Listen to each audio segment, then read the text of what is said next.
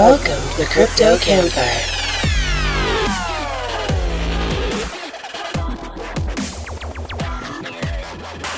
They wanted to grow up to be strippers. Thank God they're out of shape and have bad knees. Mitch and the Professor, featuring our very special average guest, the Crypto Twitter Degenerate.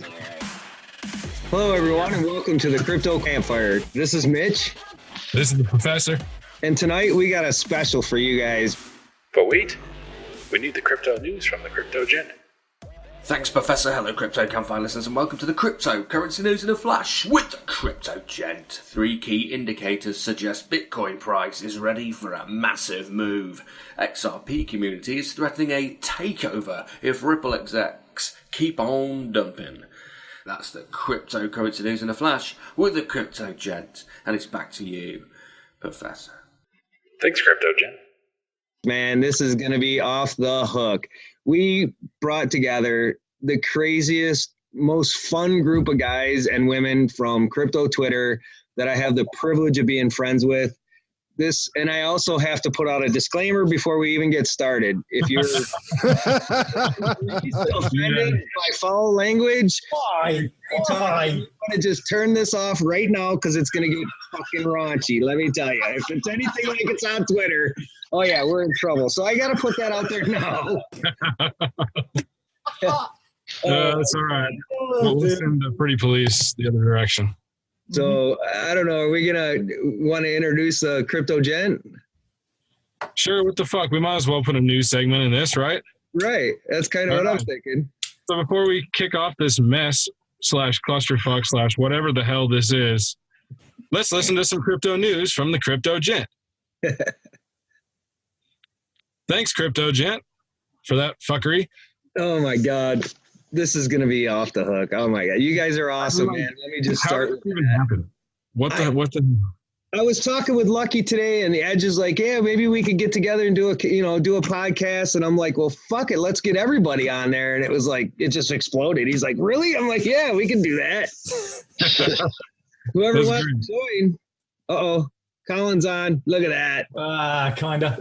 Yeah, kinda. That's all right, bro. There we gotcha. Yeah. Nice. Good enough? No. Yeah, I'm going to have to sit up and stuff. I wonder if Witty's going to make it. I know he had that game with his kids. Yeah, I guess in about 30 or 45 minutes he'll be on. I'm pretty sure about that. Oh, yeah. Sweet. We'll definitely still be here by then. So I may not. We'll see. Well, you do you, so man. He walks into the room wearing a cowboy hat. What is he saying? Why is he there? Sorry, guys, I've been distracted temporarily. Say it again. So a penguin walks into the room wearing a cowboy hat. We're good. It's fine. It's all right. What did you say? It's Mrs. Not Ocelot doing her thing. Largely involves stealing my lighter.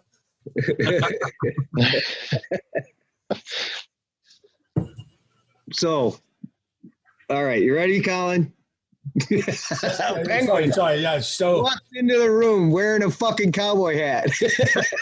What does he say, and why is he there? Mitch, don't push me. I'll do this.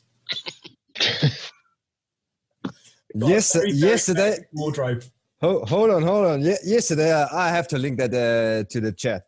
Yesterday, I saw something in the other chat. I pissed my pants, and it's a book. It's called Brenda's Beaver Needs a Barber. And this is fucking hilarious. This is fucking hilarious. Troc linked it. Oh wait, let me check if I still have the Amazon link. This is hilarious. Thing is, I know what's coming. You saw that, Chirpa? You saw those pictures Troc linked? No, I missed that. I was too busy thinking up Trog So White jokes. Oh damn! Okay, I'm gonna link it all in the chat. Yeah, you have to see that. Let me go grab a beer. I'll be right back. Yeah, do. I think grab one while you're at it. Sure. Thanks. Tell the sheriff I didn't. I mean, let's be honest, Professor, Mitch, you guys have set this up. You guys are the ones that are running this. And we had this nutty idea today from Edge. Oh, yeah, I did see that, Edge. And here we all are. That's crazy. It's one of those things, Twitter is one of those places where strange shit happens. Right? I have to say, I'm impressed by the level of beardage. Genuinely impressed by the level of face fur we have here. So right now, or you mean crypto Twitter at all? No, never mind. It's just Edge. Cheers, mate. Cheers. Nice. Cheers. Oh shit. So all right. So who wants to start? What have you guys been up to? What's been the hottest thing happening lately? Oh, A car crash? That's what it looks like.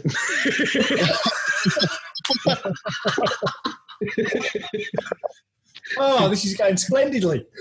The wife must have got in the car with him. It's fine. You can do the intro again. It's not too late. We'll cut it. We can always start over. I'm down. It don't matter. You want to try it again? No, fuck it. We're good to go. This is the Degen episode. That's There's right. nothing It's about this. nothing at all except perfect love and humanity. I love it. There you go. There you go. Oh my God. This is so cool, guys. So how many people do we have connected right now? Participants. 5. Five so far. 5. Where the hell is everybody? I don't know. Snow's nursing her headache. Witty's coming shortly. That didn't sound right. It's not wrong, though. It's not wrong. Probably not. As soon as he gets here, that's when it really starts. Listen, I don't think it's on Witty to get us kicking off on this. I think we put this together for a reason. Oh yeah, we're not waiting for Witty at all. He's laid that's his problem. Yeah, we all do our thing on CT, right? We all do our thing. You guys have got this fabulous podcast now, like genuinely impressive. The guys, the Verge interview the other day. How did you get that? I literally just sent him a message on Twitter and I was like, "Hey Justin, you want to come on the podcast?" And he was like, "Sure, what the fuck?" So that's it. That's literally it. He's like, "I'm going to Amsterdam or wherever they were going for their meetup," and he's like, "As soon as I get back from that, we'll make it happen." And he got back and sent me a message and said, "Let's do it." And so fucking we did it. That was awesome. Crazy. That was a hell of a podcast. That was fun. I heard it today because I saw it advertised. I think Witty posted it earlier, funnily enough. Yeah, he asked me about it because I said something about Verge, and he's like, I said, "Did you watch our Verge episode?" And he goes, "No, I missed that one." So he said, "Post the link." So I posted the link, and he listened to it, and he's like, "I'll never say anything bad about Verge again." I'm like, I know, right? It totally changes everything, all those perspectives. That's what I love about this podcast, because when we talk to you guys one-on-one, or we talk to you guys like this, right? We get the real deal, not the bullshit that people put out there. That's the difference, I think. That's what makes this unique. Well, fingers crossed. But boys, seriously, this is your show, right? Edge set this up. Yeah. Yeah, there he is. Look at that. Seamless. No, I'm wondering There you go. if the people know how long I spent my time digging for memes.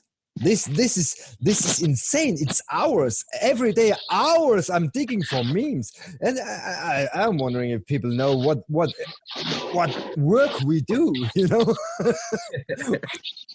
I don't think it's necessarily described as work. I was gonna say, what do you guys do for a living? Well, both me and Edge are international underwear models. We quite regularly meet up on the set, so it's this was just a natural progression into further disappointment on an international level. Did that work? Was that convincing? It was. That was beautiful. Oh, fuck. So yeah, when we're not doing that, we're busy hopping on podcasts. Right. That's awesome.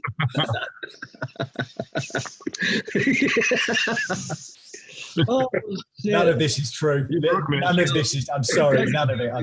It doesn't have to be. Oh shit.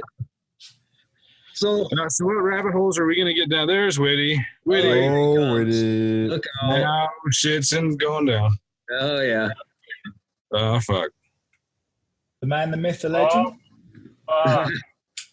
What's happening? Church. What's up, buddy? Witty. No, it's just a voice of trouble. Smiling llama. Now. Genuinely excited to see Llama in here. Right? Good Llama's one. on now.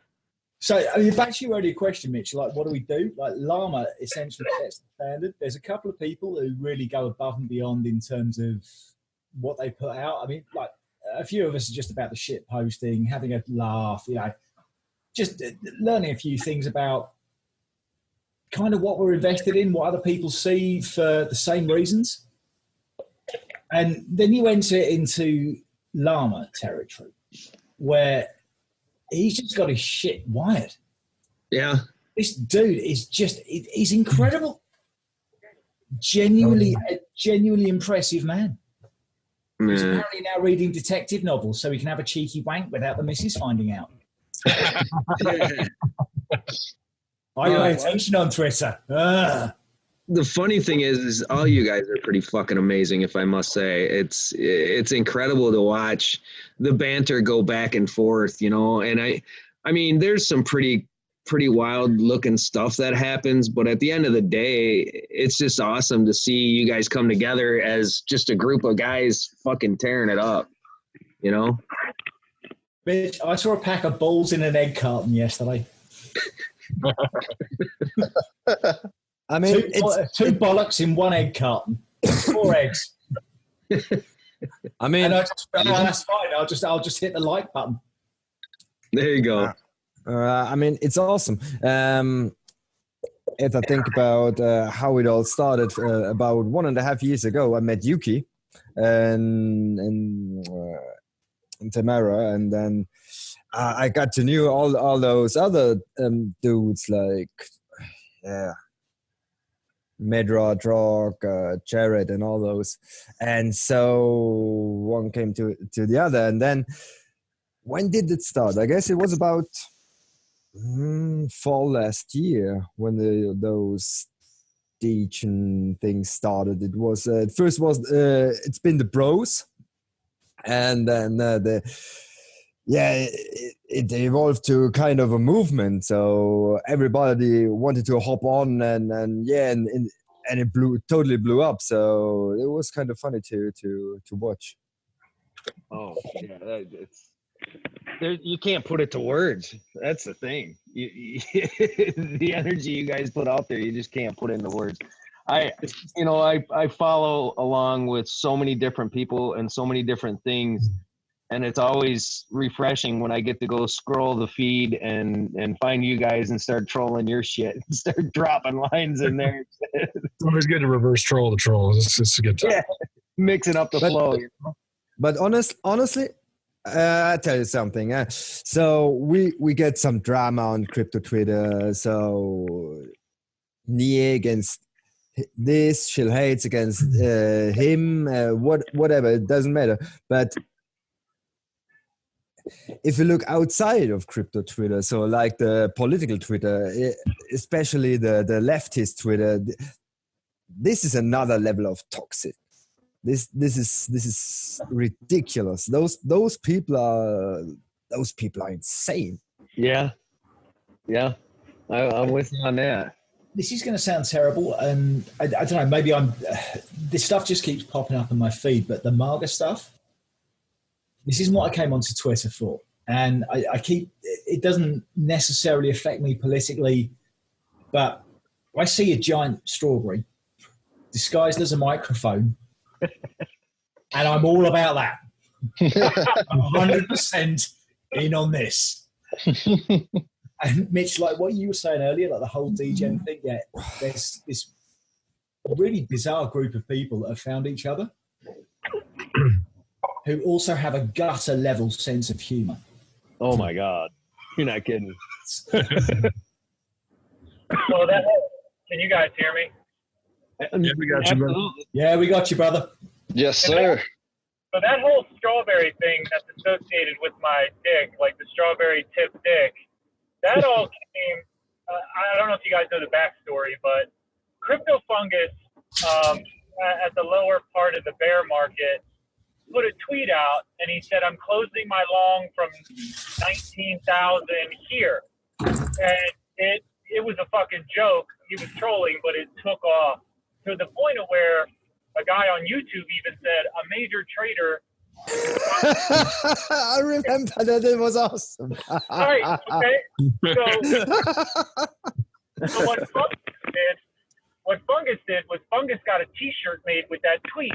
And so I bought it, right? Because I'm very supportive of everybody that's got the businesses where they're selling t-shirts or they're selling prints and stuff like that. I usually try to give back by buying shit. And so one day I was in a chat, Fungus was in it, and I said, Fungus, the shirt's coming in today. I'm only going to take a picture with a t-shirt and a bow tie on. I was completely fucking joking. And everybody was like, you ain't got to get on your ass, do it. So I was like, well, fuck, I've been challenged, so now I got to do it. It took 10 to 15 pictures because I'm literally butt fucking naked underneath that t-shirt. So all I had on was the t-shirt and a bow tie. And what was funny was the reason why I took like 10 shots was because I couldn't get the right angle on the shirt, and almost every single one of them had just a little bit of the tip of my dick hanging out. And I fucking knew that if I posted that picture, everyone would zoom right into the crotch first so they could see my dick. So as soon as I posted the picture, as soon as I posted the picture, I was like, I have no idea which way this is going to go. Money takes that picture of Money Alada, and he photoshopped it. And he photoshopped it so well, he even put like creases in the t-shirt at the bottom. And it's this huge veiny dick. And he replaced my hand taking the picture with the selfie with a phone in it with a big fucking strawberry with cream on top as the tip of my dick. I so remember that as if it was yesterday. It was and that is where the strawberry tip dick of Witty was born. So Money in the bag. That's a fact. This is the worst history lesson I've ever had. Is it the worst or is it the best? Let's be honest. They both involve penises. I went to a grammar school. It builds character. Don't worry about it. No, it doesn't. It does. It does. Don't argue. Just racks up lawyers' fees. Oh, there's snow. Uh-oh. Look out. Here comes the Aussie. Uh-oh. Maybe. She's hiding. We all get quiet.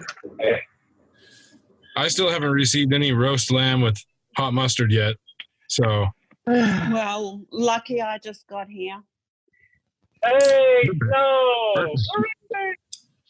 Hello. Hey, Snow. oh, hi, Snow. Huh? Tell me who you are. Oh, sorry. It's apparently Colin the Crypto Ocelot that now finally unmarked. Hello. How are you? Yeah, quite drunk.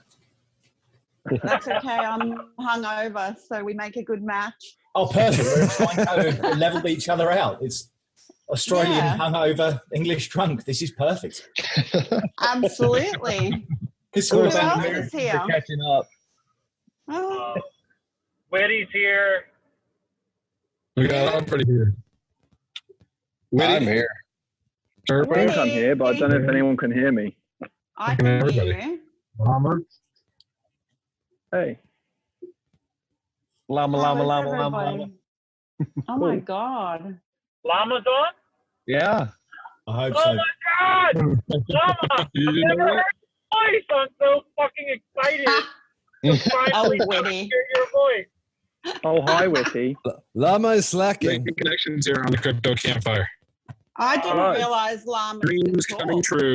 Llama is slacking. He rather tweets instead of talking to us. I see that. I'm lurking in this chat. Just Oh, listening. yeah, I'm yeah, of enjoying it. I'm enjoying it. course. I was enjoying the strawberry story. This is awesome. Highlight of Twitter. If it wasn't for Llama, Raptor Jesus, Money, and Marley, like those guys have made, I don't know, those guys are fucking brilliant. Llama, I absolutely love you. I'm so glad you got on because I've talked to Edge, I've talked to Snow, Mitch, the professor, I've talked to all these guys. Colin, I haven't talked to you yet, but I go way back with Llama, and so it's, man, thank you guys, Llama, from my voice to your ears. Thank you so much for everything you've ever done with all those fucking gifts because you are fucking brilliant. The And I love best. you. The No best. worries, man. It's all good fun. I love it. You know I love it. I love it too much. I've got a problem. I've got a witty. I can't find a counsellor that will listen to me. They don't understand what's a witty problem. I just don't get it.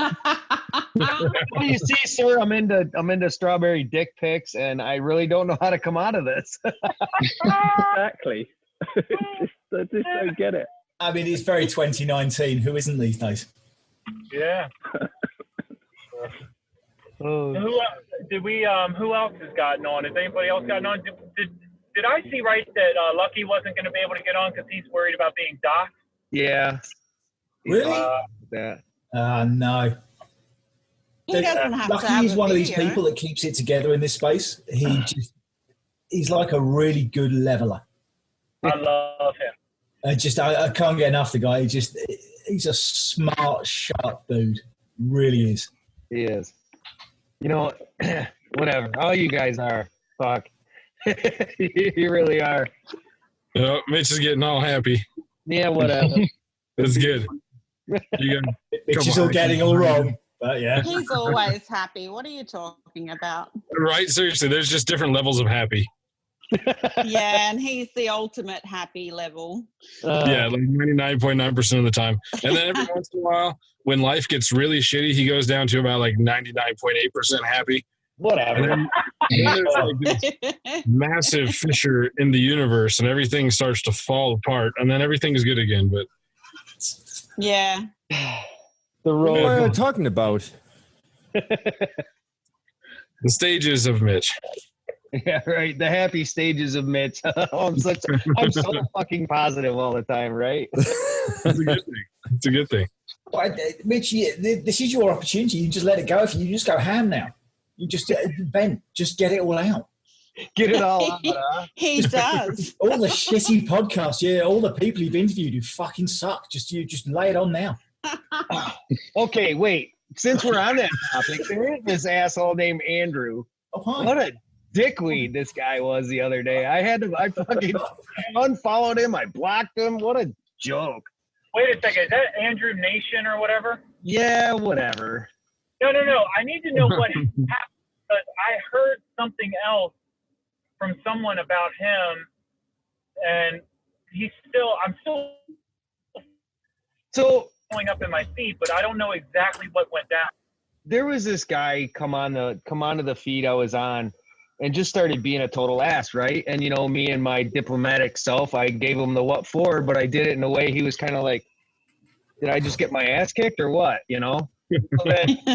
So then he just kept on, and I was like, well, maybe you should talk to some of my Degen friends, right? So I tagged some of you guys, and it come to find out Andrew was following this guy. So I'm like, dude, what's this guy's story? And he comes back and he goes, I looked at his feed. This guy's verifiably insane. He goes, but I'm not, what do you say? I'm not unfollowing him. I'm like, whatever, do your thing, right? And then he starts on me. He goes, so tell me about this picture, right? You're what, 19 years old in this picture, and you're 50 years old, and you do these rap battles, and I'm like, what point, dickwad? It was just really getting rude, and I was like, you know what? Whatever, dude. So I just left it alone, right? Walked away from that one. But I just, sometimes it's kind of like, why? I don't get it. But I mean, like, for fuck's sake, it's Twitter. Go fuck yourself. Get over it. Exactly. Yeah, Jesus Christ. I think, so for me, I'm turning 45 next month, but I still fucking act like a 16-year-old out here because honestly, I mean, I don't know. I think as I've gotten older, it's better to just stay young at heart and young in mind. That's what I find anyway, Right. I got to fucking release. Yeah, I'm telling you, fucking CT is better for me than fucking therapy. I laugh so fucking hard every fucking day. And I mean, I got into a little bit of shit this week with some stuff that kind of pulled me out of like how I normally interact on CT, and I ended up, fixing all that. But, CT was good for me with regard to like getting me back to laughing, getting me back to seeing that I kind of got off kilter a little bit. And I mean, I fucking love this space. And so when people are running around just acting like fucking assholes just to be assholes, I don't know. I just find that shit to be ridiculous. It is. There's no reason for it. It's all about chasing the clout. Everyone's chasing that clout, or whatever, whatever you want to call it. Everyone's those people that argue and fight. I mean, what's the point? It's got to be a purpose behind it. Either they're really angry or cross, or just upset generally, or they just want followers. I mean, there's one guy at the moment, that through whatever his handle is, going through the same cycle over and over again. He keeps cropping up, getting loads of followers, following everyone, then dropping them off, and then arguing and fighting. You just see the same thing cycling over and over again with different accounts. And I don't know, I just haven't got time for it. No, hell no.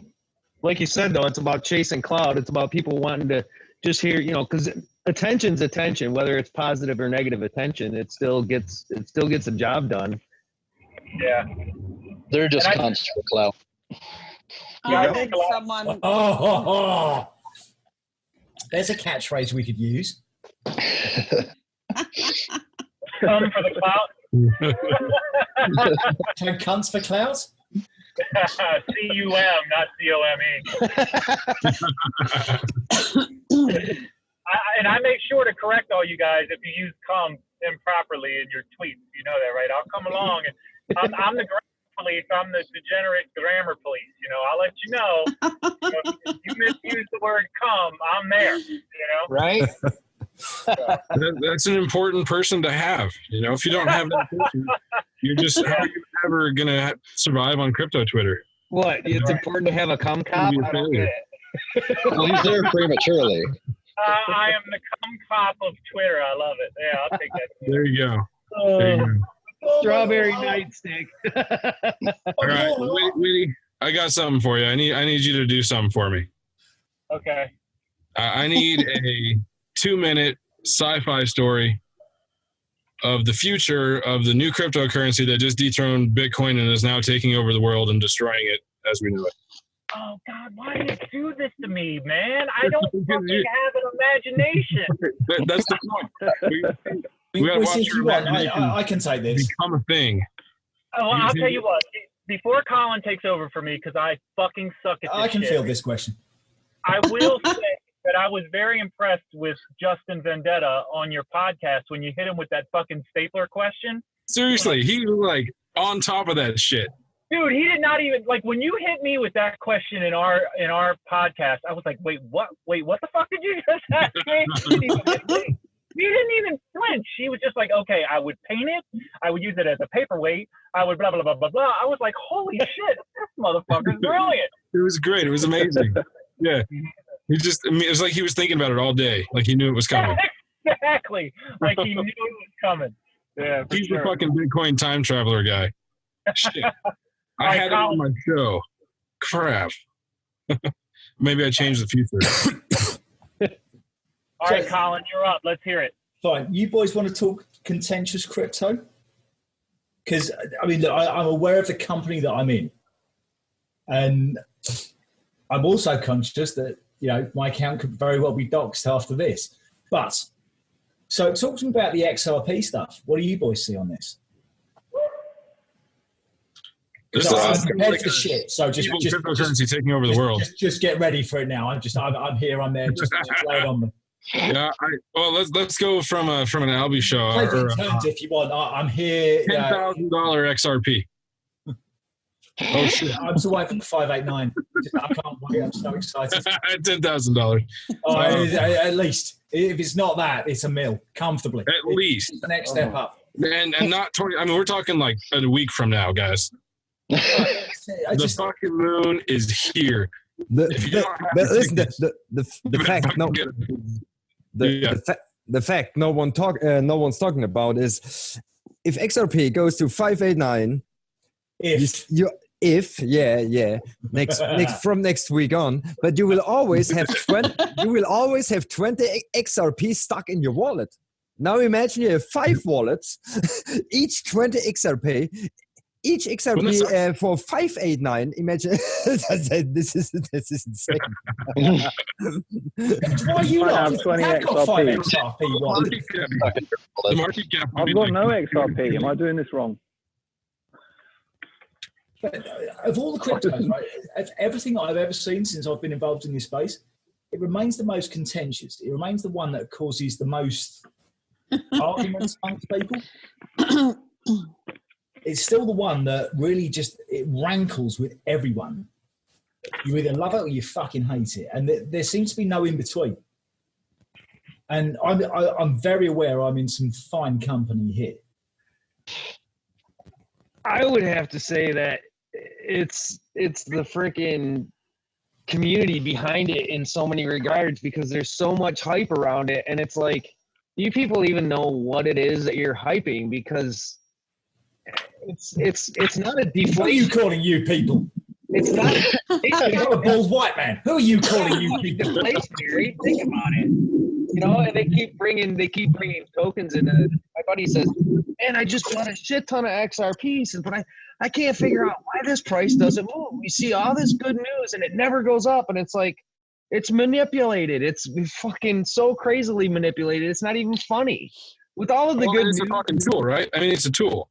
It's not necessarily. It's a tool. Who are we? We're fucking. I think a lot of the hate for XRPs just stems from ignorance, right? I mean, there's so, like you say, the people in the community. There's both sides of it. You know, there's the guys who are actually understand the logic behind this and realize, you know, that it's a business and it's not a fucking investment, and they understand, you know, what a reasonable price would be and what the market cap would have to be for it to be $589.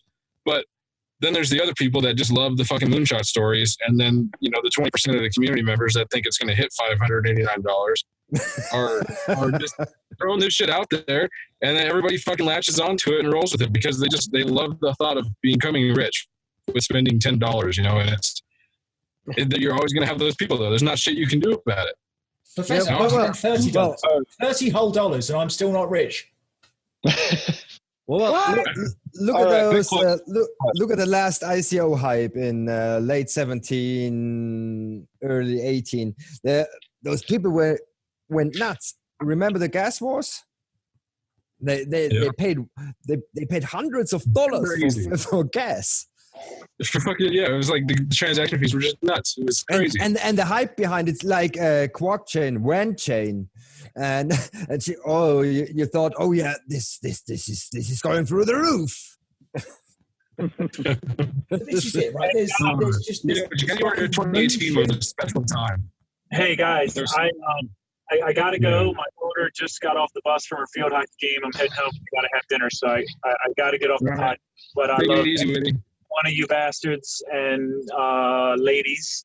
So thanks for having me on for this. And yeah, I'll see you guys out there on CT. We'll do it again. I appreciate it. Take it easy. Peace. So here's the deal, right? Because when I first invested in crypto, when I first found out about all this stuff, I hear the same as everyone else, every no-coiner in this space, which is Bitcoin. This is your introduction as to how you get into crypto. And I went, no, fuck that. I want something other than Bitcoin. So I stupidly went, Charlie Lee, Litecoin. Yes. Yes. Oh, got me head switched on. I know where the way's moving. And my interface was December No, sorry, January of 2018. That's when I first decided to put up or shut up.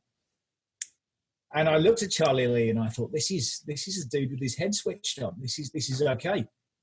As soon as payday comes around on the 1st of January, I know what the fuck I'm doing. And then Charlie Lee kept on opening his mouth. Over and over and over again. And I just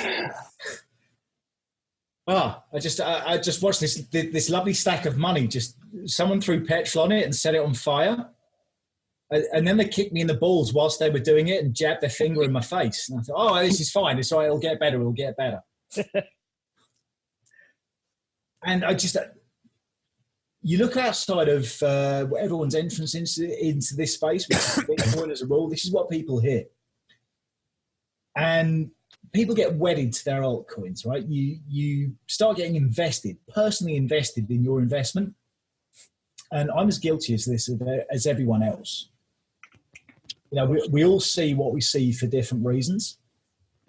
But like I said earlier, it's so contentious. It's such a fucking a point of tearing apart friendships. How different people view it. Right. Is it the new world currency, or is it just a giant pile of shit?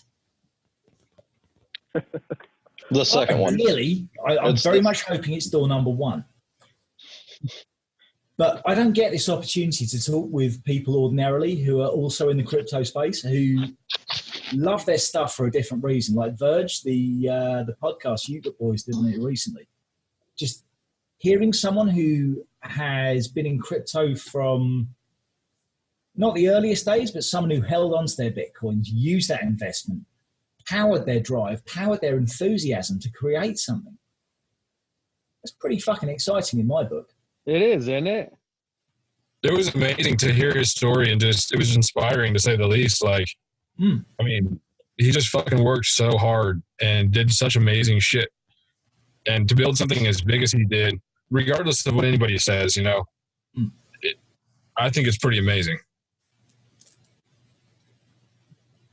You can build something from nothing.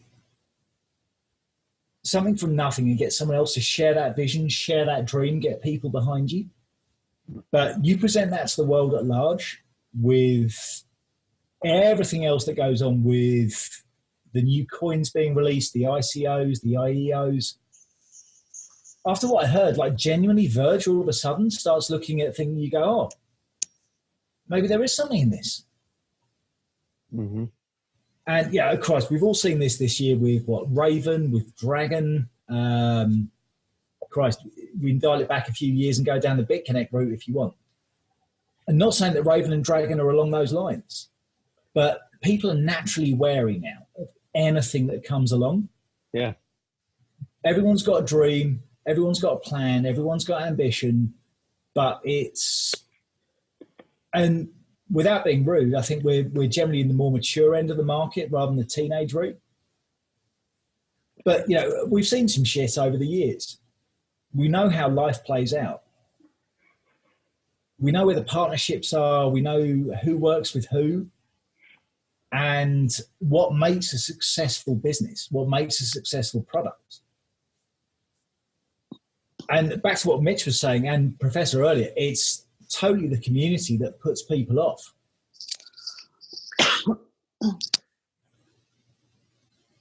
I'm done. My rant's over. I'm finished. It's all about the people 100%. And that's one of the things I love about being able to do this podcast is like you sit down and talk to somebody and you have a whole different understanding of how they feel about what they're doing. And, you know, sometimes it comes across like Justin where it's, you know, it's so real and so honest that it's like, you know that they care and they're not just fucking feeding you full of bullshit. And sometimes you sit down with somebody and, you know, maybe it's not like they're a bad person or that they're scammy or anything, but you can tell that they're just putting up a facade to try and put out that public image. And sometimes you just can't break them out of that. But, you know, like I say, sometimes you get really real people and it's just fucking amazing. And that was what has impressed me about, again, seeing Witty's tweet, seeing that earlier. I thought, okay, fine. Do you know what? I need to know what I'm getting into tonight, especially as I'm sticking my face on camera. Right.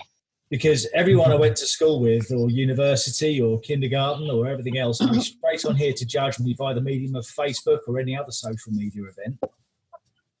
But we do, as a rule, we don't put ourselves out here like you guys do, where faces on camera, we tend to keep it on the down low, opinions and stuff like that. We can do it facelessly, but you boys are out there fully promoting it with your face on camera. Because it's what we believe. Incredible thing to see. We believe in it, man. We believe in it. And as far as putting your face out there, I mean, I just feel that there's a whole nother level of trust that comes when you can physically see somebody, when you're physically talking to somebody and see their reactions, see their energy, feel their passion by visual, because as humans, we're visual people. Yeah, looking at text, you only get so much out of text, but when you talk to a human face to face, or you listen to somebody face to face, it's a whole nother realm of reality. Keeper.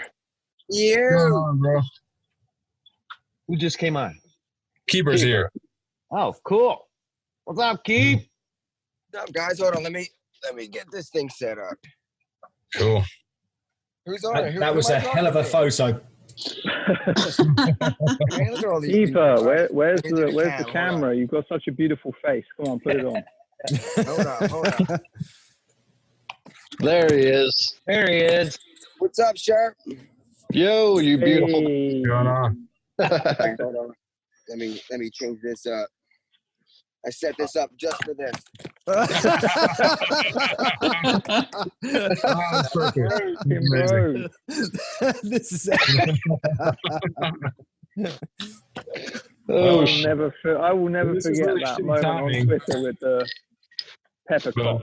Who tweeted that first? Was that trendy? The album cover? Yes, Peppercorn? Trendy. Trendy was the one who found that, dug up that gem. Oh man, that was just brilliant.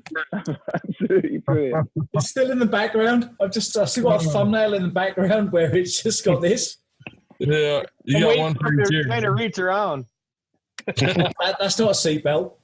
Strap it on. There it is. Sorry. There it is. Sorry. There it is. The green screen was screwing up. Oh, that's amazing. That's dedication right there.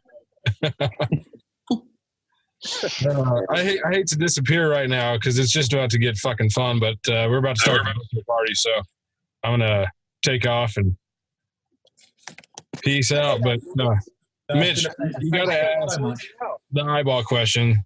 Figure out what people would replace their eyeballs with. Save that for the end, but I gotta know. I wish I could be here for it, but all right. I'll catch it. I'll catch it soon enough. Later, Perf. Take it easy. See ya. guys. Be safe. Bye. Enjoy, Perf. See you later. Mitch, you're now officially fun governor. I'm the governor. Is that Michael Caine? Let's do this, huh? I just heard Michael Caine on the podcast. Nah, sorry, just me, mate. No, just like a sort of happy shopper, lock, stock, and two smoking barrels. It's just. Oh, I love it. Yeah, I was gonna say I loved you in Snatch. So what are you guys up to? What's the deal? You guys shooting shit or what? Just shooting robbing drug dealers for their money. It was just getting deep when you Saturday. came on. I can't hear. What's that? I said it was robbing just, drug dealers for their money. Another standard Saturday for me. there you go. Is that Edge I see over there? Edge is here. Look at this. We got Llama. Good evening. Good evening. Actually, Edge, what are you up to? there he is. Yo, look at that. I could put a face to it. Could have put What? a face to the account. What's up, bud? What's up, man? How's everything going with you? I saw you had some like real deal shit going on with the X yesterday. So Oh, damn it. I'm Yeah. gonna keep tabs on you. Make sure you're all right. Oh, yeah. Well, Just tell me you're all right. Just say I'm cool, and then that's good. Yeah. okay. Yeah, I'm cool. Yeah. Oh man. Well, keep your head up. Hopefully everything works out with all that. Like you said, you're playing the long game, right? yeah. Dude. So I'm back on the road. I gotta know how in the fuck we've pulled off this good morning tweet from Snow for like 3 days or more. It's like the never ending good morning. It's crazy. so cool. I love it. Everyone says good morning to me at every second of the day. It's great. Means I can sleep whenever I want. There you go. All right. So how long, Colin? How long have you been on Twitter, and how long have you been in crypto?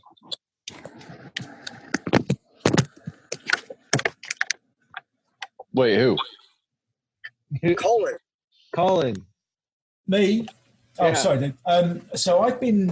So I was dicking around in this space for, Christ, about 2016. Okay. And I kept saying, right, do you know what? I need to fucking get involved. I really just need to shit or get off the pot.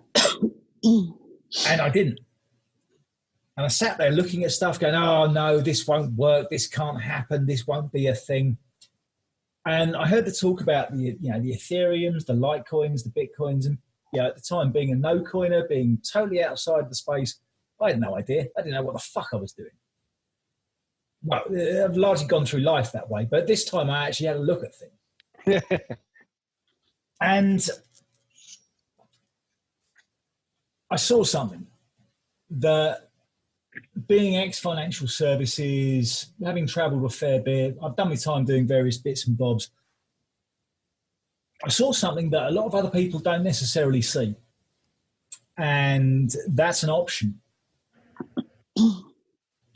Right. And it doesn't necessarily matter what that option is, but you start caring. You suddenly start giving a shit about what you're actively involved in. And you discover that there are other people just as insane as you, literally just as bonkers, who upset their other halves, who, spend money willy-nilly but won't buy a fucking onion from the grocery store because it's too expensive, and they'd rather buy, 2 Verge or whatever it is. Sorry, that was a cheap plug. Whatever it is, right? So you get to, it's fine. Just shove $10 in Bitcoin. You wake up tomorrow morning, you'll be a billionaire, and you'll have a Lambo, and there'll be girls and cocaine and holidays, and your family will like you and things and stuff. And I thought, well, this sounds like nothing I'd like, so I just get on that. So I did, and I jumped on this Litecoin train, like I said earlier, and I thought, well, fuck. This sounds like it might be the thing. I'm all about silver to gold. I can deal with that. That's good. And then obviously, again, Charlie Lee just kept on talking.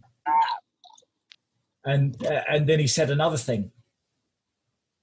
And then something else. And I watched my Litecoin investment in January of 2018. Wait, what was Litecoin at? January 18, you're saying? Yeah, you just Google that shit and see how well I did. Yeah. I got a ticket. I like to brag about one of my tickets I got from Coinbase. It was December 12th, 2017. I bought the most expensive Litecoin in history, I think. And at $300. You bought it from Charlie? Per Litecoin. Holy, that's crazy. You won't even see a wick going that high. It's just somehow I transcended the charts and I got a $390 Litecoin. Nice. FOMO's a bitch, isn't it? FOMO is a genuine bitch. Yeah. It is. FOMO is a son of a bitch. Yeah.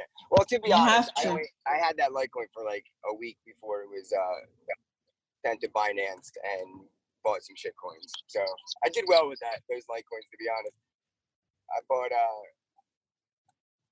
a bunch and then ended up on Tron, riding it all the way up. What? Way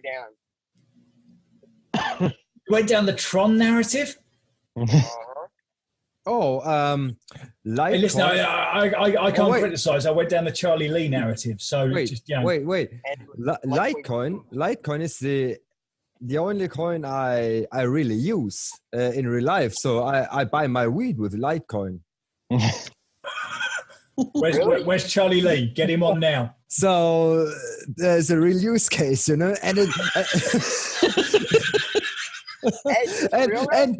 it's way faster than Bitcoin. So come on, if I need to transfer from one exchange to the other, I always use Litecoin.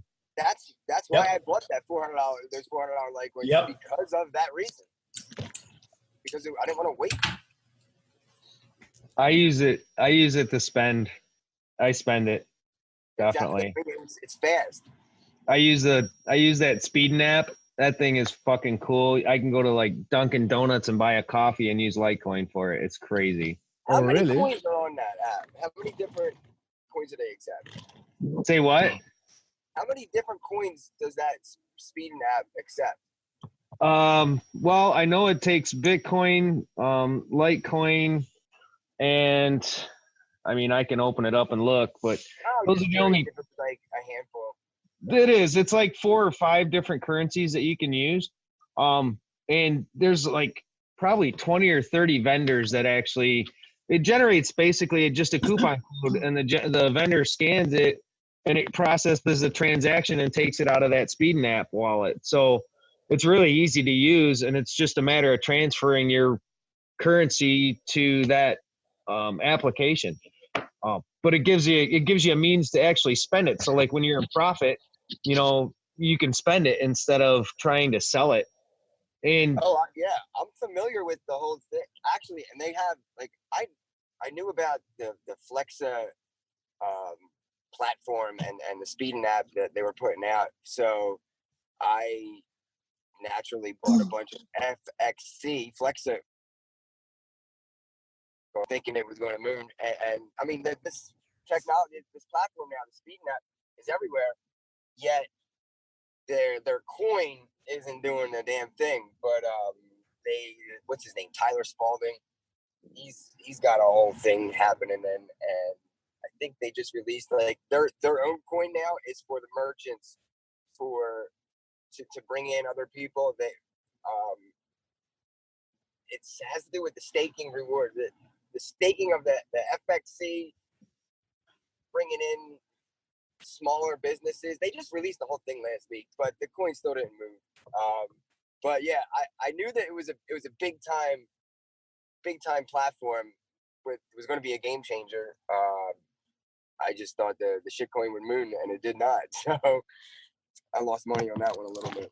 I think that all boils down to timing, really. I mean, look at where the market's been. This market's been shit. I don't give a hell what anybody says since freaking December. Yeah, it's gone up, but it's been going up and sideways and then down, and it's been crazy. So I think that just boils down to timing, because there's a lot of positive shit happening in the space, and you don't see a lot of movement other than like Bitcoin. I mean, Bitcoin, it's so manipulated. Everything is so manipulated. That's why we see so much movement in the space, I think. I don't think there's any new money coming in right now at all. It's the same money pool just bouncing around from coin to coin. We're not going to see that 2017 style game until Bitcoin melts faces again. I mean, the way it goes, right? Yeah. Somebody playing dice?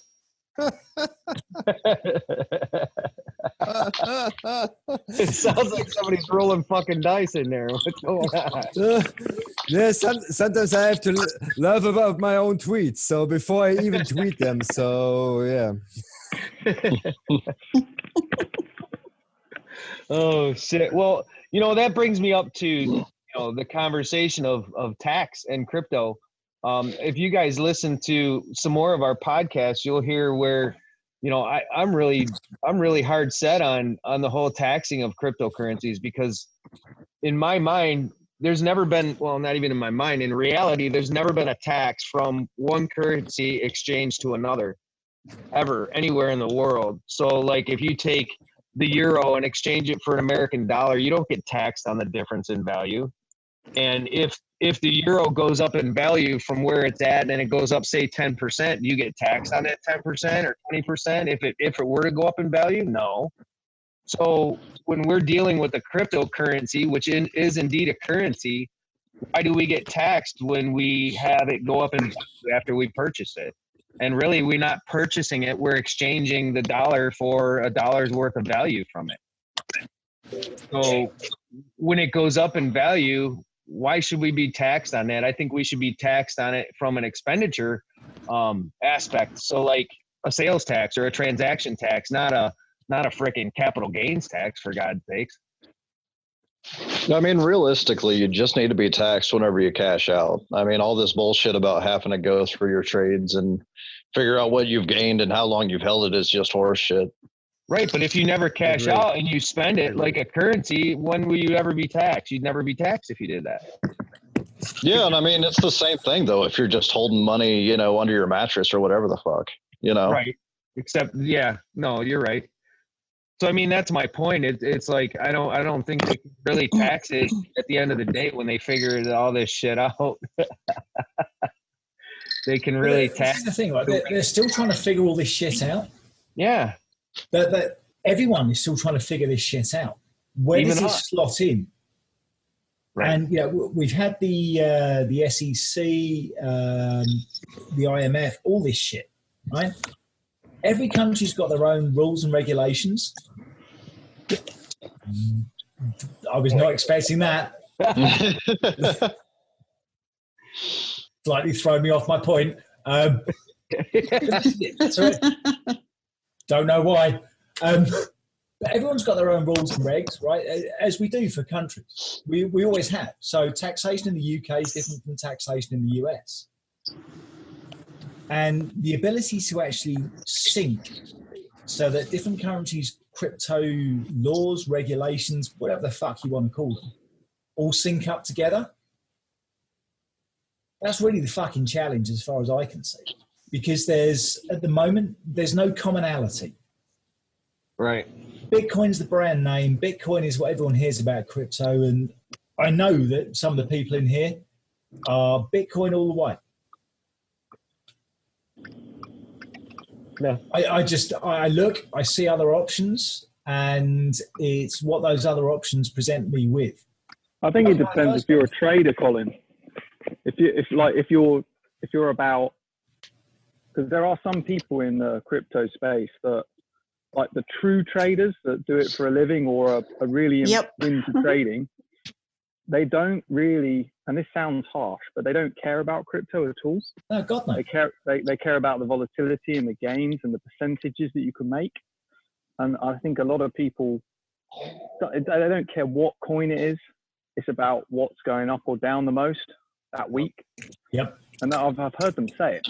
And there are a lot of people that, well, probably a lot of people with a lot of money, a hell of a lot more money than us, like big money, combined, don't really care about if crypto wins or doesn't win long term. They care about the volatility right now because you can make a lot of money about it. And that's sad in a way because although I like to trade and I like the volatility and I like to try and make off of that, I would like to see it push forward and be adopted. But ultimately, will it happen? Who knows? But for now, I think it's a great asset to trade. It can also absolutely wreck you. It can really, really hurt you if you sign up to BitMEX. I mean, it's so easy. You just email address, password, and you're in. Leverage trading, great. What a great way to lose all your Bitcoin quick. And I think a lot of people that just happens to very quickly. There's a few really good traders on Twitter that I follow, I rate highly.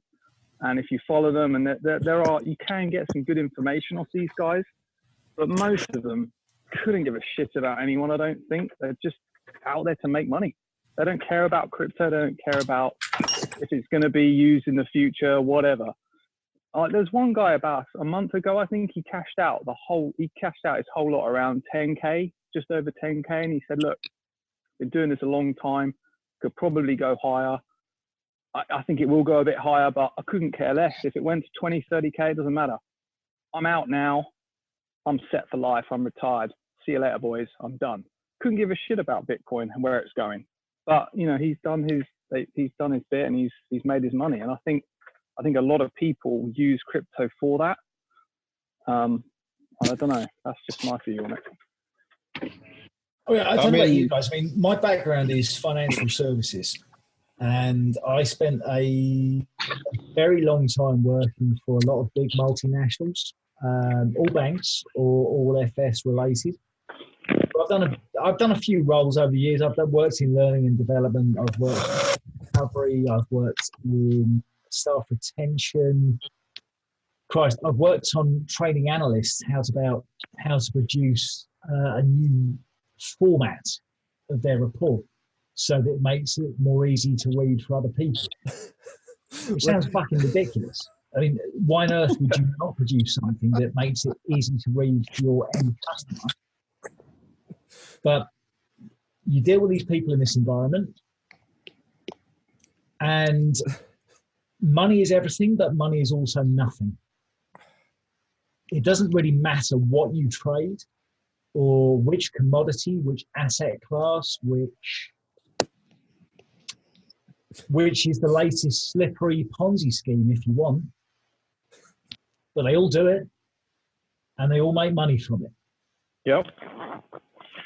And what I see with crypto is not so much more of a leveling of the playing field, but more an opportunity to ride on someone else's coattails.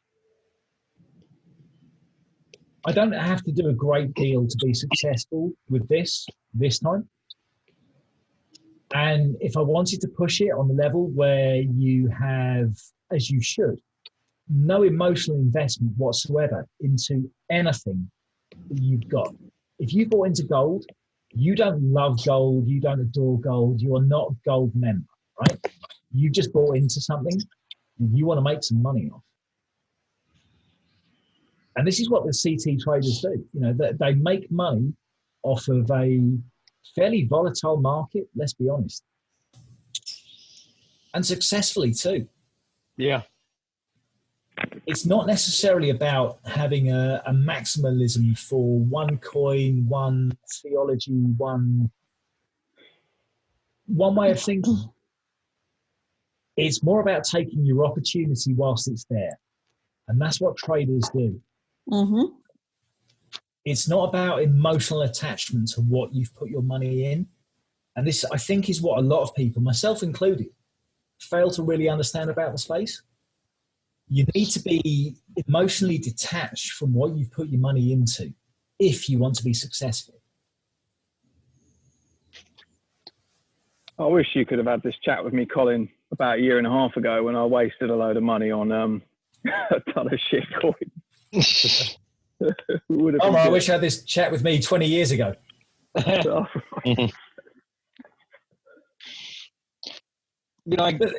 is the thing, right? So as a rule, I mean, without wishing to cast aspersions, this is the more mature end of the market. This is the more mature end of the space. People that we found each other through various means. Wait, and for the most part, we're not mature. Are you fucking for real? Yeah.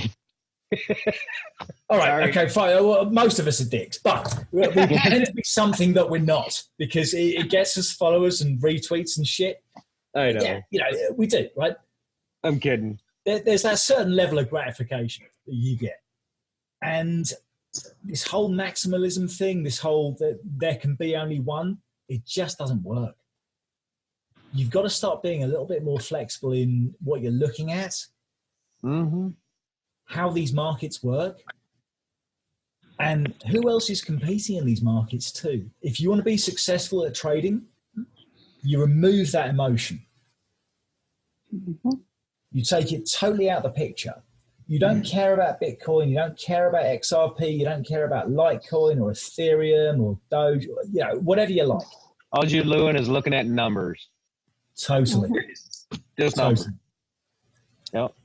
See, I can't trade. I'm a fucking holder, and my focus is so into what I'm doing, what we're doing, what the professor and I are doing, into the space, into all of you guys, into the people, into fucking adoption of this thing, that I don't I'm suffering on the back end when it comes to my investment because I'm just letting it ride, and I add to it every week, whatever.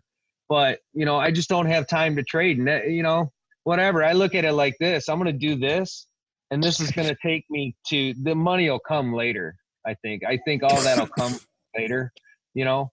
But definitely the focus is not on making money with my investment at that point, as far as my investment being cryptocurrency.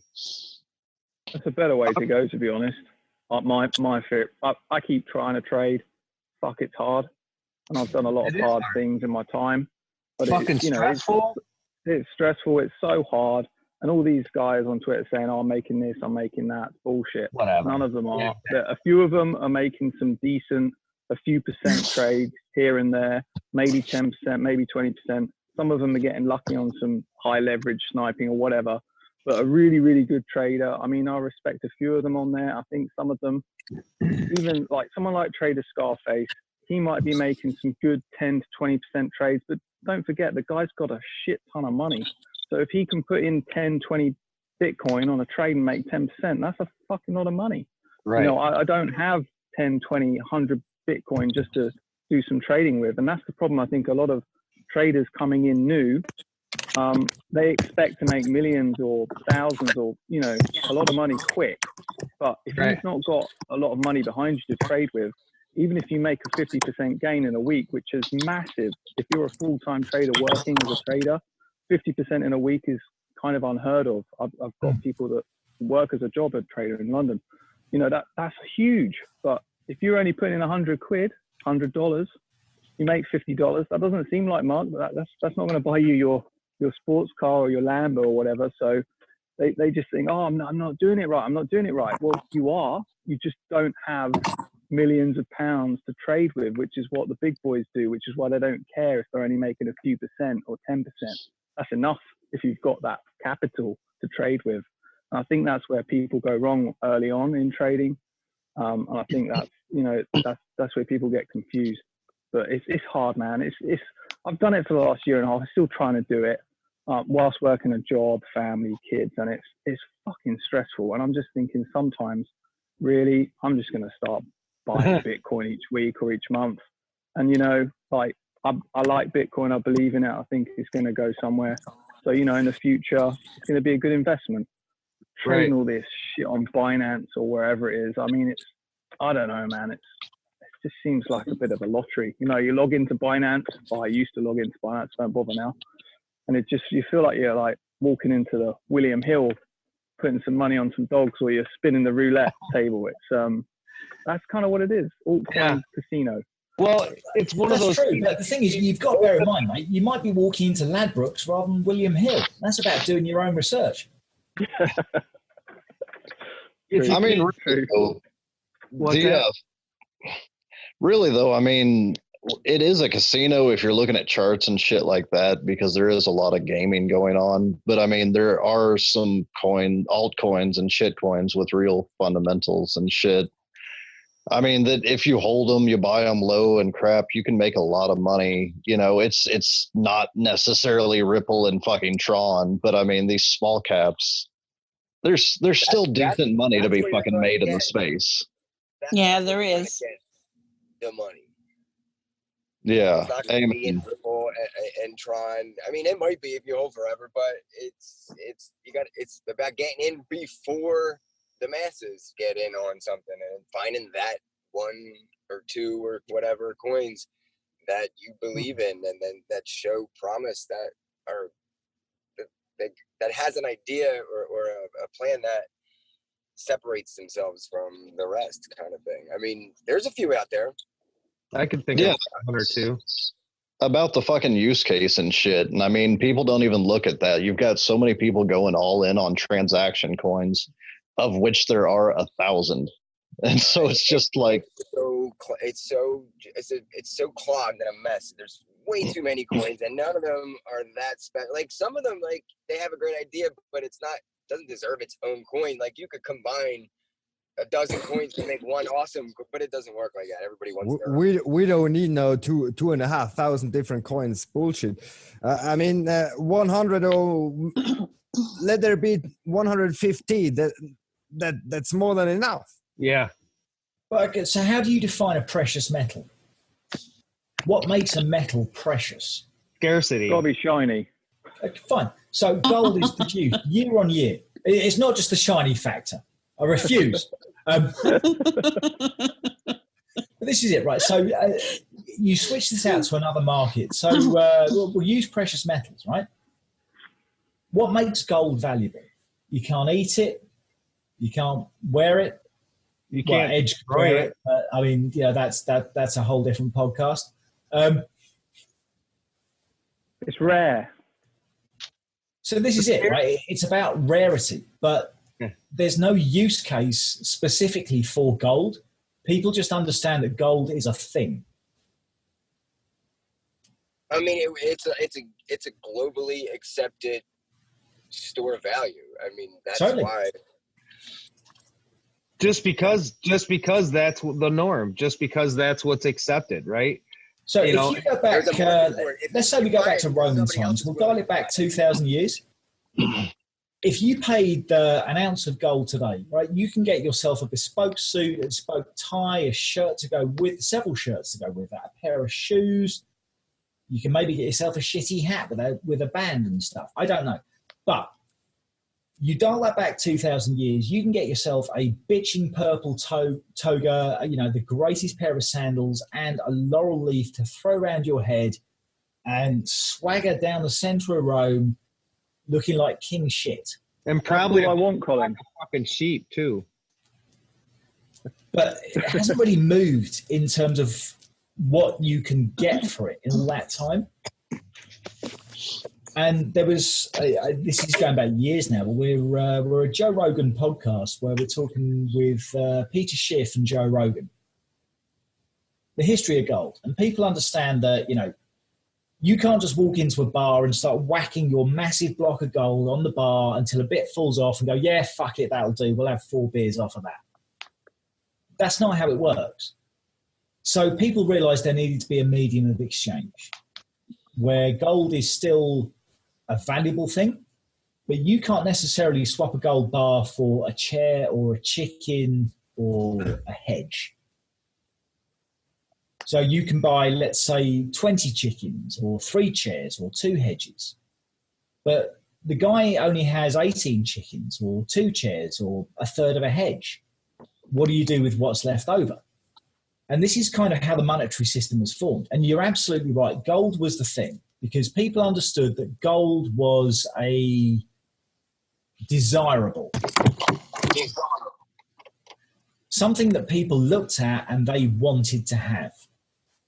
In whatever form that took, be it a necklace, a ring, a giant fucking bar, a big throne. Whatever that was, gold, people looked at and they thought, I wanted that. Probably same as all of you guys. I see this same shit happening again, but with crypto.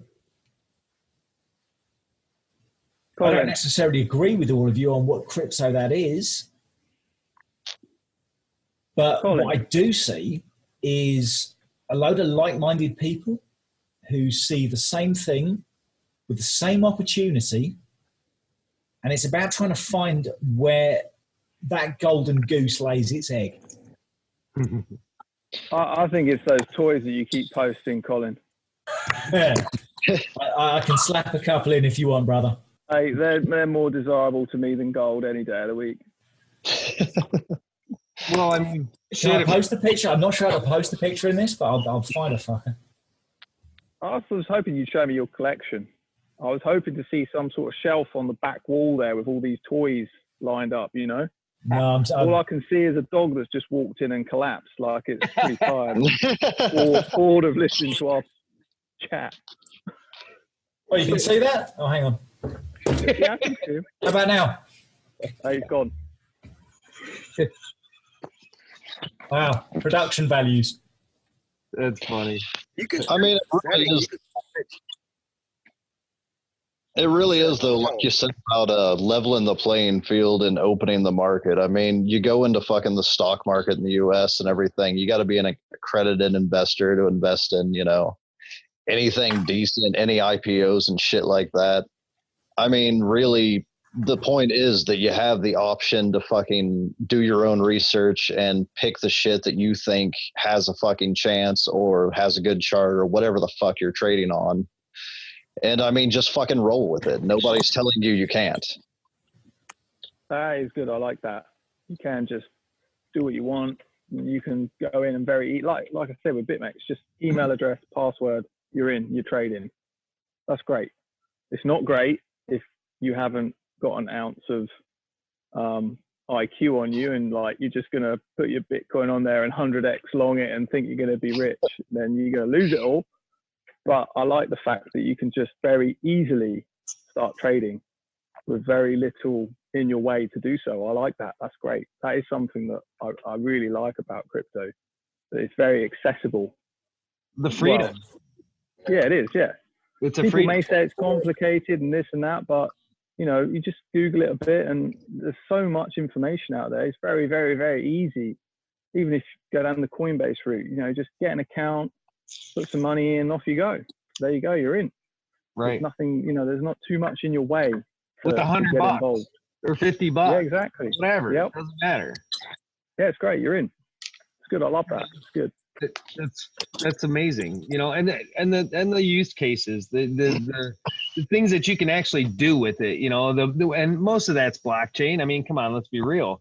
Look at, I gotta say that, look at Beatscoin, right? I mean, that project is going to be fucking amazing when it comes to decentralization of people's works. I mean, to give the artist control over his work and not have a middleman involved in that gives him the freedom, right? It gives him the power. If it wasn't for cryptocurrencies, we wouldn't have this shit. Yep. So I look at it as opportunity. I look at cryptocurrency as opportunity, plain and simple, regardless of if you're a trader, regardless of if you have talent, regardless of if you have, something to offer this space. There's something for everybody, whether it's sitting on the sidelines or whether it's taking front and center doing the shit we're doing. It doesn't matter. It's still opportunity that would not exist if it not be for this space. And that, I agree. I think it's captured the imagination of a lot of people, a lot of like-minded people, and it's great. It's just meeting all these people that share the same sort of humor as you and opinions and life goals, and we're all going through stupid shit in the background, and you can sort of share that as well behind the scenes in your chats and whatever. I've loved it. I've really, really enjoyed. I've never been on Twitter before this. I had an account. My account's quite old. I joined 2009. I think I posted like a hello, and then I didn't go back on it until 2018 or late 2017. So I'd never used Twitter before this. And it's been great. Love it. Can't get off it. Can't get away from it, actually. Fucking sometimes I just want to log out and that's it, but I can't. You fuckers keep pulling me back in.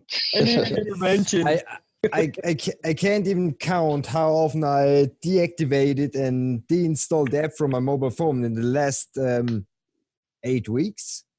So I guess I've deactivated my account at least 5 times, only to reactivate again after 1 hour.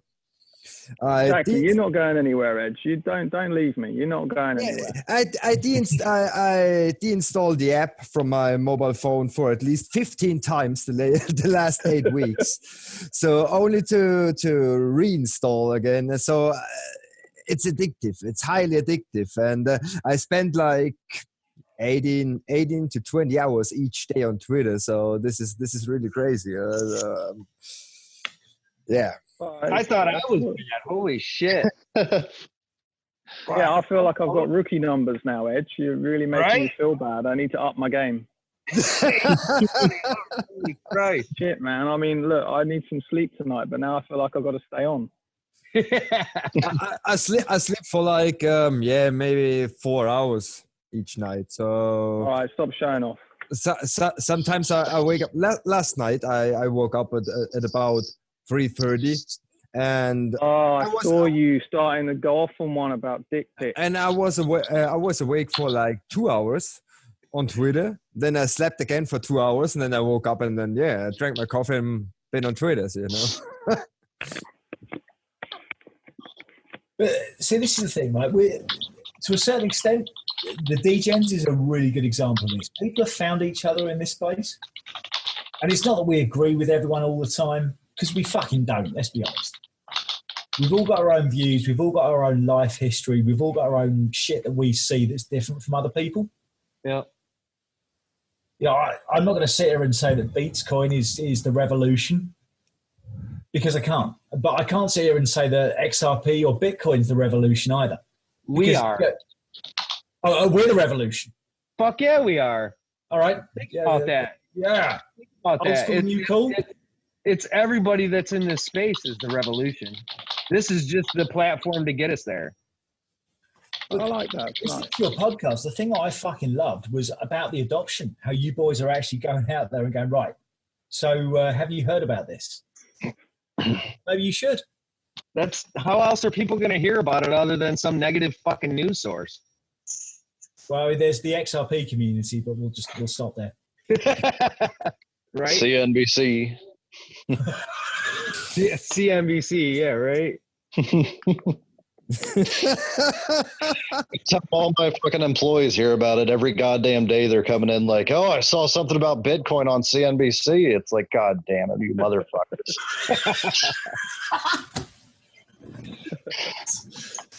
Are you trying to upset me? They're like, how's your Bitcoin doing? CNBC said it's doing pretty good. No, fuck you. Yeah, right? You're all fired. I'm sorry. I always tell them I'm not in it for the day. I'm in it for the fucking long haul. So it can go up and down all at once, but in 4 or 5 years, I won't have to worry about it. So I tell them, fuck Bitcoin. Let me tell you about strawberries and shit. Exactly. So this is the thing. So, I mean, like Ed was saying, I mean, I spend an unnaturally long time on Twitter. Because, I mean, I barely do social, let alone social media. I mean, look at me. I'm not a fucking people person. Most people look at me and go, do you know what? The other side of the street, there's less people that way. It's in the sunshine. We'll just go there. That's fine. Probably doesn't look like he wants to chat anyway. But look, I see all these lovely people with their great hairlines. I look at me like a fucking egg on legs. Go, oh, this is great. It doesn't help when you're wearing a fucking, dark black trench coat and a fucking beanie hat and you look like a creeper and shit. I mean, come on. What do you expect? It's not so much the trench coat, it's more the stepladder under the arm that really sort of just detracts. Because people judge. Possibly fairly. The whole adoption thing, the whole movement that I find myself a major part of and being active in has been so rewarding and so much more rewarding than monetary value of my crypto at this point. And so it's easy for me to lose focus on that and to not think about it and to just go ahead and put money in it. Just because I can't handle the trading for sure. I couldn't handle the pressure right now. And besides, I don't know how I pull it off with between work and everything else. I don't know how we pull it off. All these hours on Twitter, our boss has got to, well, I'm my own boss, but your boss has got to freaking hate you guys, just because the productivity's got to be down so much from it. But all my bosses have fucking hated me. I wouldn't trade it for anything in the world, to be honest with you. Yeah, I mean, without exception, just about every single one of my bosses has either fucking hated me or bought me several beers. And there's been very few in between points. Right? But this is it, right? Yeah. We find a way. Yeah. You find something you're passionate about, something you believe in. And I'm not talking about a sports team. I'm not talking about, your personal religious beliefs, your personal political beliefs. You find something you genuinely believe in that gives you an option for the future. Right. Something that allows you or presents you with another option from the day-to-day. And same as every other fucker. That's what we're all looking for. It's how that presents itself to you. And one of the genuinely stunning things about what we've done this evening is that there is a total spread of ages, nationalities, philosophies, religions, and belief in where this shit goes. How do I not follow Colin? I gotta do that right this second. What? I don't follow Colin, I don't think. So I'm doing that right now. Well, yeah. Oh, I do. Save yourself some time. I've largely dispensed all my wisdom this evening. I didn't even know who Colin was. Yeah, I try and lurk in the shadows as much as possible. Sorry, Colin. No, it's fine. It's right. I had never seen you before. I hadn't either. I mean, my Degen platform is slowly getting larger, and I'm enjoying it. Following more and more of you guys every day, it seems. It's kind of cool though. I don't put myself in that group. I try and like maintain this veneer of respectability. Well, that was fucking unhelpful. You fucking had me for a second. Jesus Christ, 6 people laughing and there's only 5 people in. Hey guys, I'm gonna go. Thanks for having me on. It's been great. Hey, no problem. I gotta get some sleep. All right, Llama. Pussy. Yeah, all right. Well, Good night. I'll see you later. Yeah, bye, Llama.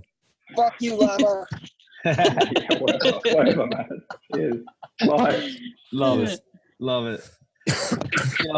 This right here, us getting together like this was really cool. You guys are fucking awesome, and to be able to see each other and interact in words and not just type just brings it to a different level. So I want to say, you, bro, Edge, thanks for helping set this up. And, between you and Lucky getting this out here and setting up that chat group, that was fucking awesome. And if nothing else, it was fun as hell talking. Yeah, it was a pleasure. I mean, that was a cool thing. And I would love to see that if we do that again. Oh, for sure. I would definitely love to do this again. Things are getting really crazy. Guys, I don't know if you know, but we're going to Los Angeles the second week in October for the Crypto Invest Summit, and we're gonna do our podcast live from there, and then we're gonna go from there to Vegas, and we're gonna do the Litecoin Summit and do our podcast there. So those are 2 big things coming up for us. And keep your eye out. We're gonna be releasing our merchandise store here pretty soon, where y'all can get like Campfire gear, swag, hat, shirts, all that shit. Shit like this. Badass shirts. But that's going to help us be able to keep doing what we're trying to do and help us reach this vision of ultimately we're going to do a world tour. So one way or another, we're going to make it work, and we'll be in your freaking hometown. So that's what it's all about. Yes, listen, you don't need to stoop that low. You do not need to stoop that low. There's other options available. I don't see tipping back a beer with you motherfuckers low. Sorry. We can go to someone else's town and do it there. It's a lot nicer. Right? Come to Australia. Oh, yeah. Fuck. Well, I'll just meet in Australia and we'll hang out. Come and visit me. We'll all go to. Can you imagine 20 of us at the house? What the fuck kind of party would that be? The neighbors would be awesome. Yeah, who cares? Right? Who cares? Oh shit! She's finally waking up. It's only been an hour. Yeah, I feel so sick. Hey, you've got no clue. I drank way too much last night. It was good though. Had a great night. You remember everything. You're a lady after my own heart. Well, you're bald, so you're kind of up higher than everyone else. Worse than that, my love. I'm 6'3" and bald, so generally I'm the first to know when it's raining and the last to know when someone's farted.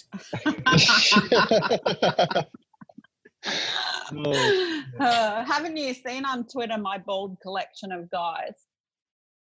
You must have missed it. There's Adam and David. Yeah, I have a board collection. I do too, but it's not guys.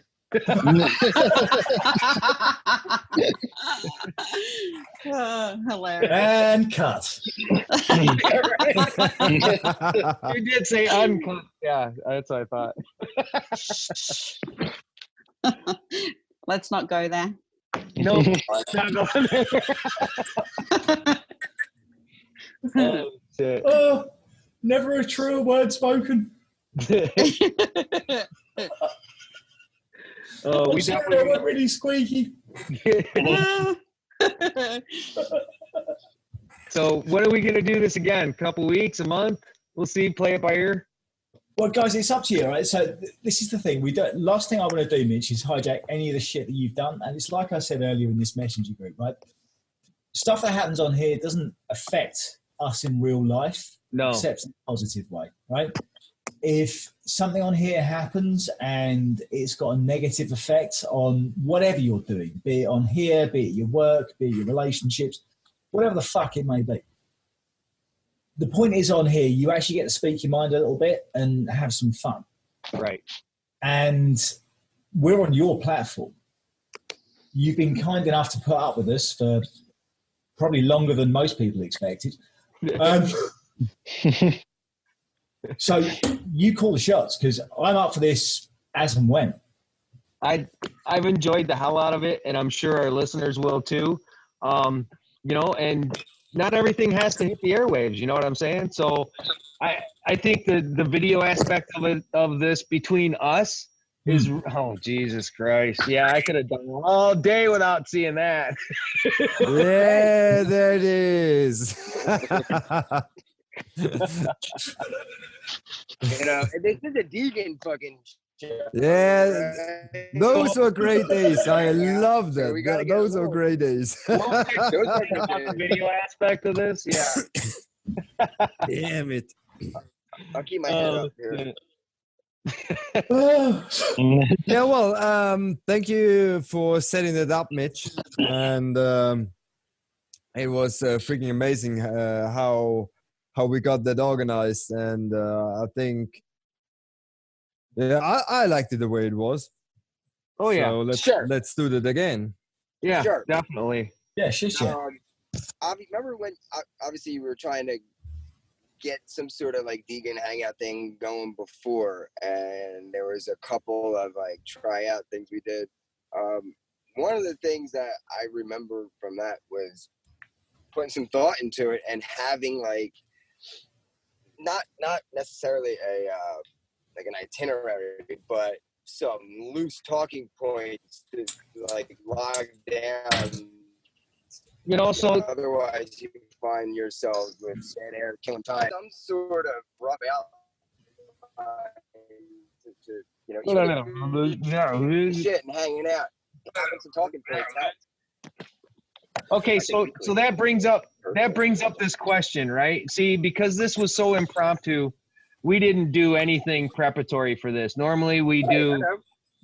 So I do have a question. If you guys, and I'm gonna go through one at a time. We'll start with Keeper. We'll start with you, since you finally got a good signal. If you could take your eyeballs out and use them and replace them with something, what would you replace them with? If I could take my eyeballs out and replace them with something. Right. It could either be both or one. Doesn't matter. That's an odd question. I guess mouths. I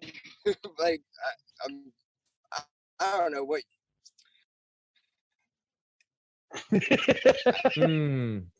Was it words? Could you replace your eyes with words? Can I not see? Is that what we're talking? Blind? I gotta be blind now?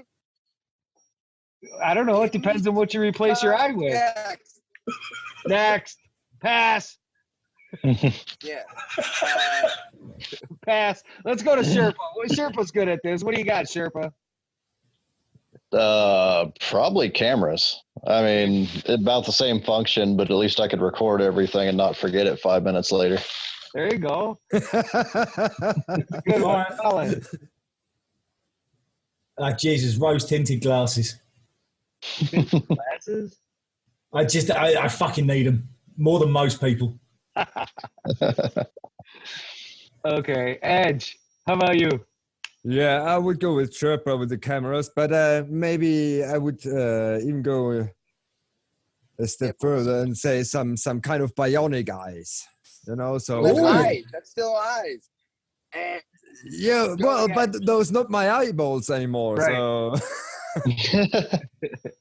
So You're going for the Inspector Gadget style binocular kind of. yeah, kind of like that. All right, Snow, how about you? What's the question? Sorry, I'm zoning out.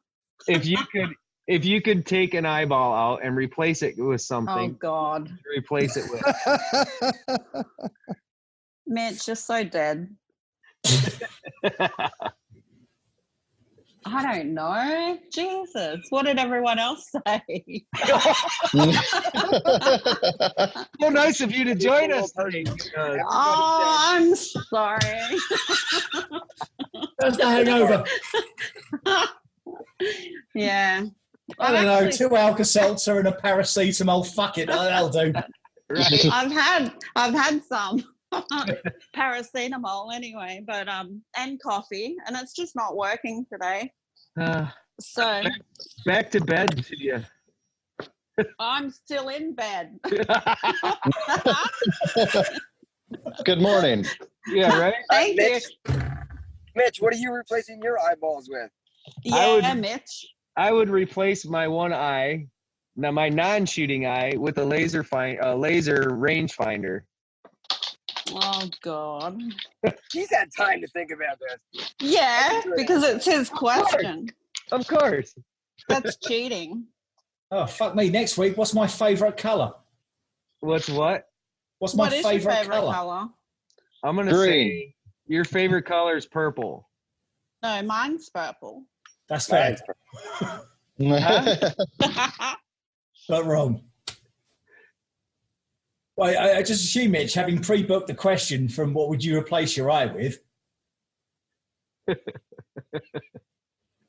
So now we all want to know what your favorite color is. Come on, tell us. Oh, my favorite color? All of you. Why not? Okay. So I already told you my favorite color. My favorite color is purple. Purple and fucking cobalt blue. Cobalt blue. Yeah. Cobalt blue. Specifics I like. Oh, hang on a second. Keeper, look at you. Look down. He's bouncing. No. There you go. There's a cobalt blue if ever I saw one. Nah. Oh, that color looks so. It brings out the blue in your eyes. But by And blue, the did you whites in mean your evil? teeth. Oh, the smile's blinding though. That fucking white just kills me. It's not the smile. It's just this bit, the reflection. What are you saying, those teeth? Tipex, whiteout. Oh shit. Okay, so bathroom paint. Sherpa, what's your favorite color? Black. Yeah. That is black is the absence of color, so that doesn't count. My favorite color is no colors. You just. I really feel this could have gone better, Sherpa. This is on you. That's fair. Black or nothing. I want to know each person's shitcoin gem that they got, if they got one. I have to stay out of this one because I'm biased. Me, everybody knows that, but maybe not. But I want to know, Mitch, Sharp, like, what's just your gem? Me, it's probably Centivate. If not that, then So we were after a color, not a collection of word letters.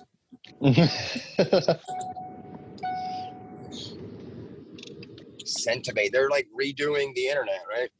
Yeah, it's Web 3.0, but not bullshit like every other fucking project. I mean, it's I've been checking it out. All the trade groups are all over it. It's been pretty legit. Dude, I wrote a review on them like ages ago, and it's literally my favorite thing I've ever written. I mean, their developer's just fucking brilliant. Very cool. Snow, I know it's going to, we got Bitcoin up in the house, right? Well, dude, of course I'm going to choose Bitcoin. I know. I feel you. I'm right there with you. I got my own. You guys are going to be fucking blown away in the next 2 weeks. That's all I'm going to say. And that's all I can say. And I know, well, people are saying, well, it is true. Hit us. NDAs don't mean anything anymore. Come on. Okay, that's cool. You go with that. You can't make me slip up, man. Nope.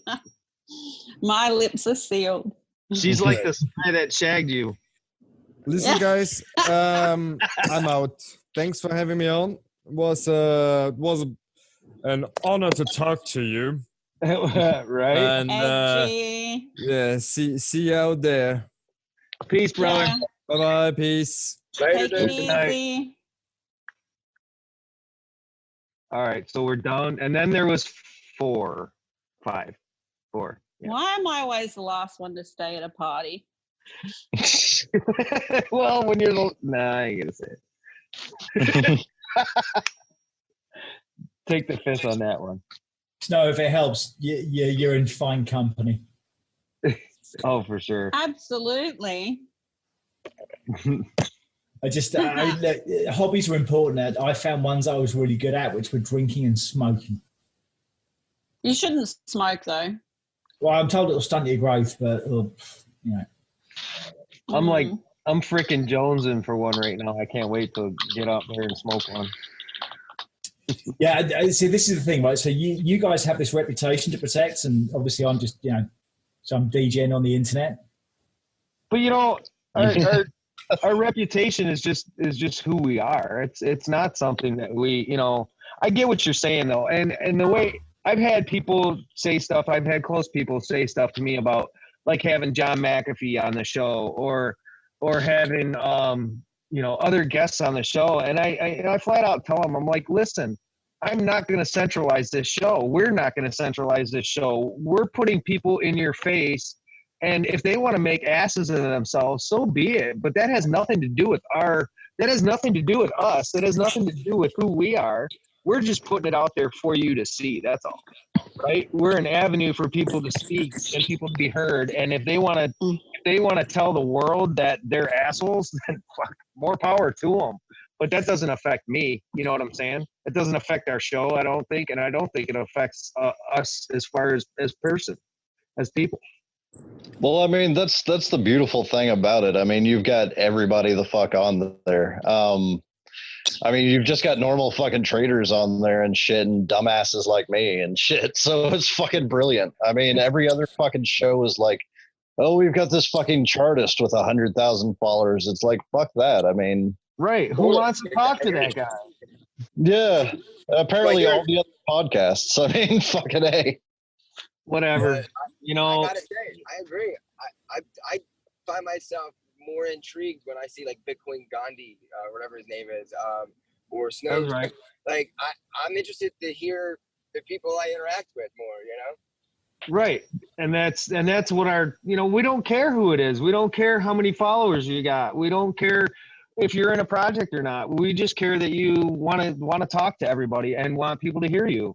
That's all that matters. And I think that's what helps separate us, is just because we keep it so chill.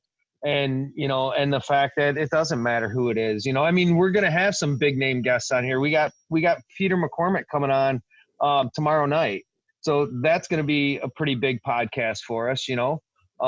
So looking forward to that. And some of the people, like we've had Crypto Finally on, and a lot of people don't think highly of her, but when you talk to her, she's a good kid, and she's marketing herself. She's doing it smart. She's making money. And that's what it's about. Sometimes I don't know, maybe not, I don't think I would sell myself out to be something that I'm not just to make money. That's not my style, but some people will do that kind of stuff. just to help bring them to the next level, right? So I don't know. I appreciate your guys' support for sure, and being on the show tonight was sick. I really enjoyed it, and I hope you guys did too. And I'm pretty sure our listeners are gonna love it. So. Oh wait, is this like getting put out there for people to hear and watch? That's up to you guys. It don't matter to me. Nobody's gonna watch anything because it's not gonna be video. It's just gonna and it's just voice. It's just sound. Yeah. Unless somebody wants video shown, we won't do it. My face will be on there, but my face is all over Twitter anyway, so it doesn't matter to me. But no, for sure, you guys are good. I was just curious. I mean, it doesn't bother me either way, but that's cool. That's cool. I didn't know you were putting it out. Yeah, I mean, like I said, I've got these modeling contracts and there's this NDA stuff. Just get wrapped up.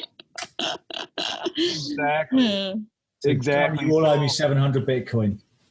So yeah, we'll definitely be putting this out there. This will be our long one. This is going to be our 2-hour Degen special, and definitely the parental advisory beforehand. But I don't think we really need it. You guys, for the most part, other than some video which nobody's going to see, you guys did really good. I'm impressed. I actually, I don't know if it's impressed or bummed out because it didn't get as weird as I thought it would. It's fun, right? This is what you want. I don't know about you guys, but I bore the tits off my other half talking about crypto. She just literally does not give a fuck. Same. Isn't it? Oh, it's great because the IMF they're introducing some new regulations. She goes, Right. They don't care. And that's the other cool part about our podcast is we get to talk to people that like to talk about fucking crypto. Period. So. Exactly. I swear to God, the episode with Whitty is still like my favorite fucking crypto podcast episode ever. That was great. That was awesome. And that was like what, our 4th one, 5th one, something like that, episode 5. Yeah, I mean it was real early, but god damn, that sold me on the podcast. That was awesome. It was fucking awesome. And then when you came on, that was great. I honestly don't think we've had a bad one really, and I know I'm biased a little bit, but there was one guy that came on and was talking shit. He was going on and on about Justin's son and how he's this what did he say? Fanboy or some bullshit like that, and was just totally ripping him apart. And the professor goes, Justin's my friend. And this guy I couldn't see his face, but he had to turn about 6 shades of red. He shut up like quicker than snot. And 20 minutes later in the podcast, he goes, so I got to ask you, is Justin, you guys really friends? And the professor goes, no. And I'm like, what'd you tell him for? So the company that asked us to have him on the podcast actually declined, and they would not retweet the podcast because they were like, can we send you somebody else to talk to? And we're like, wait, no. They wouldn't post it. They wouldn't retweet it. They asked us to remove it. We're like, well, we're not removing it. Just don't retweet it then.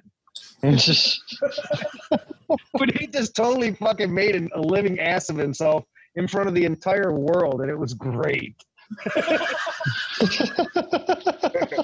It was great. And I think it was it had to do with the Scrumble Network. So if you look at our podcast and you see anything that resembles the Scrumble Network, you'll die listening to this one. It was hilarious. I'm Googling it now. I'm literally Googling it right now. So anyways, I'm out, guys. Thanks for coming on. And Snow, thanks for showing up, even though you got a hangover. Drink a Bloody Mary to feel better. Yeah, maybe not. Maybe not. Good to see you, brother. Sherpa, Colin. It was great to meet you, man. Pleasure, sir. Thank you. Thank you, sir. Again, we'll do this again, definitely. See you guys. All right, guys. Peace. Later. Peace. Later, buds.